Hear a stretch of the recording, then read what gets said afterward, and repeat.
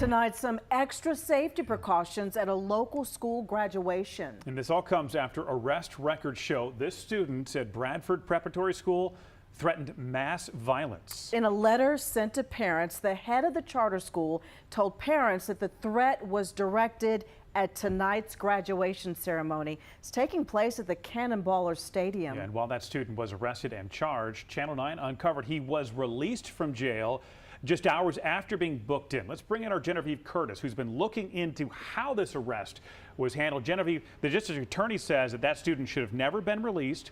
And just a few hours ago, there was an emergency bond hearing. So what happened there?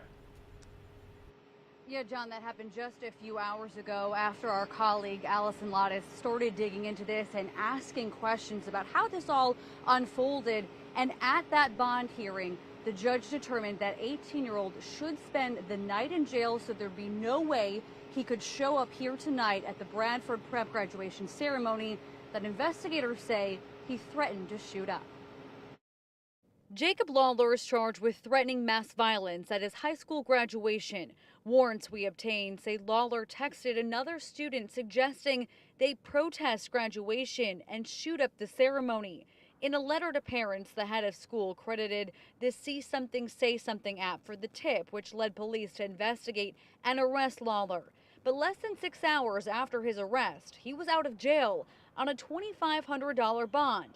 Daniel Redford with the Fraternal Order of Police for Mecklenburg County says that never should have happened. It's a failure at the highest level within our judicial office here in Mecklenburg County. The district attorney's office agrees. Under state law, if someone is charged with threatening mass violence, the DA's office says it's supposed to get the opportunity to argue for conditions of release in front of a judge, not a magistrate.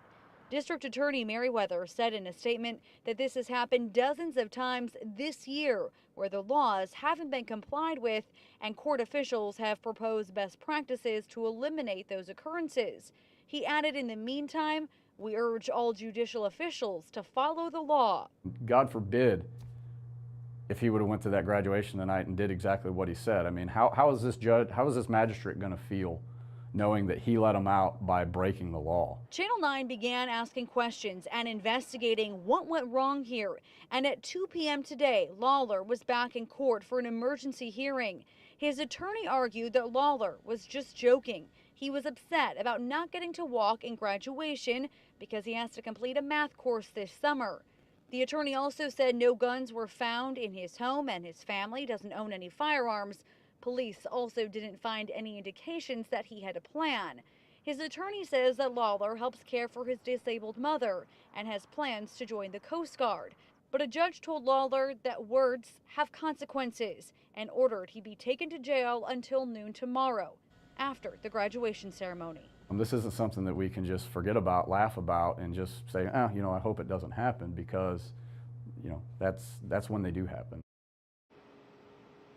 And now Chief District Court Judge Elizabeth Troche told us in a statement that court officials have been working to ensure consistent application of the law, including a decision-making checklist. And out here tonight in Kannapolis, the judge and prosecutor both hoping that the suspect behind bars tonight gives parents a little peace of mind being able to come to this graduation ceremony. Police and the school both crediting that See Something, Say Something app, saying in this case it works, and they are encouraging parents to talk to your students about reporting threats. Guys? Yeah, the person who reported it definitely did the right thing, Genevieve, and hopefully this does bring a little comfort to those students and those families who are rightfully concerned about all this. Thank you for asking those questions.